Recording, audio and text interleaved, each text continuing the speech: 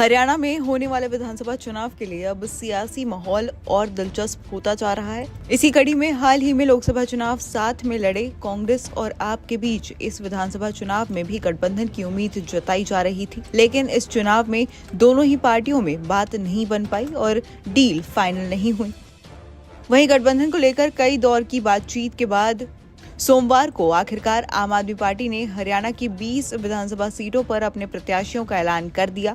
ये हरियाणा विधानसभा चुनाव के लिए आम आदमी पार्टी की पहली लिस्ट है। वहीं दोनों पार्टियों में बात नहीं बनने के पीछे कई दावे किए जा रहे हैं।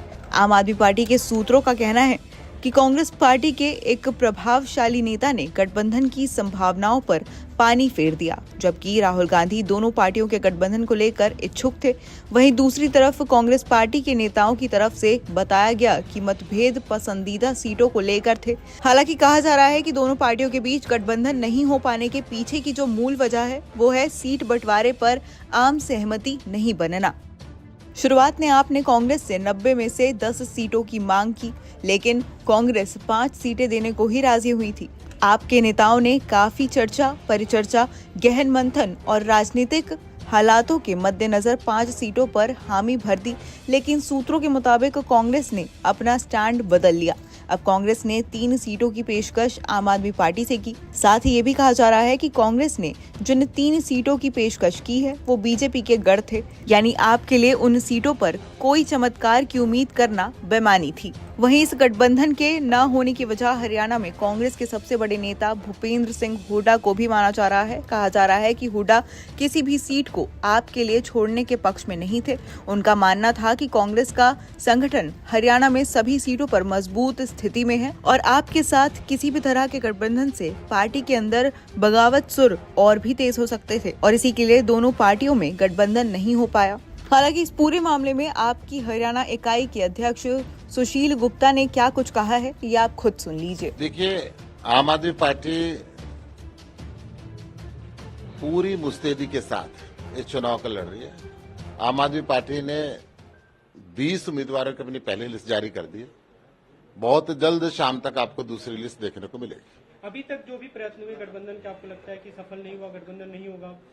अब चुनाव में समय कितना बचा है, लगातार एक चीजें चली और अब 3 दिन नॉमिनेशन के बचे हैं, तो 3 दिन के अंदर अब सारे उम्मीदवारों को लाइन अप करना है, जो कि स्क्रूटनी हमारी चल रही है। उम्मीदवार हमारे एक सीट पे कई उम्मीदवार लाइन पे हैं और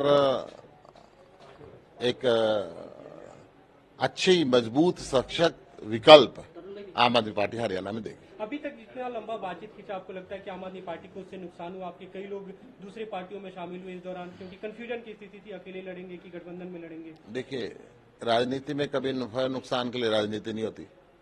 आम आदमी पार्टी एक व्यवस्था बदलने की राजनीति लड़ाई लड़ रही है और आम आदमी पार्टी का एक कार्यकर्ता पूरे संयम के साथ मैदान पर डटा रहा। पूरी संयम की हमने परीक्षा दी और उसके बाद अपनी लिस्ट जारी कर। संयम की परीक्षा, आपको लगता है कि उसका परिणाम सकारात्मक नहीं आया? आपके लिए सकारात्मक क्या? मैं समझता हूँ हरियाणा के लिए परिणाम सकारात्मक होंगे और हरियाणा से बीजेपी जाएगी। एक अंतिम सवाल सर, अभी क्योंकि राहुल गांधी ने इसका संकेत दिया था कि गठबंधन होना चाहिए, इसमें संभावना तलाशा जाए, आपको लगता है कांग्रेस के पार्ट पे गलतियां रही कि गठबंधन नहीं किया गया? मैं किसी आरोप प्रत्यारोप की राजनीति के अंदर नहीं जाना चाहता। मैं हरियाणा की व्यवस्था को बदलने की लड़ाई को हम लड़ रहे हैं और आम आदमी पार्टी उसके अंदर कामयाब होगी। आप भी चुनाव लड़ने जा रहे हैं क्योंकि पहली सूची में आपका नाम अभी नहीं है। ये पार्टी का निर्देश होगा। पार्टी मेरी ड्यूटी अगर 90 विधानसभाओं पे लगाएगी तो मैं 90 पे रहूंगा और मेरी ड्यूटी 1 पे लगाएगी तो मैं 1 पे रहूंगा। नमस्कार, मैं हूं मानक गुप्ता। अगर आपको हमारा ये वीडियो पसंद आया हो तो इसे लाइक और शेयर जरूर करें और हाँ, हमें सब्सक्राइब और फॉलो करना ना भूलें ताकि आप देश और दुनिया की कोई खबर मिस ना करें। तो जुड़े रहिए हमारे साथ और देखते रहिए न्यूज़ 24।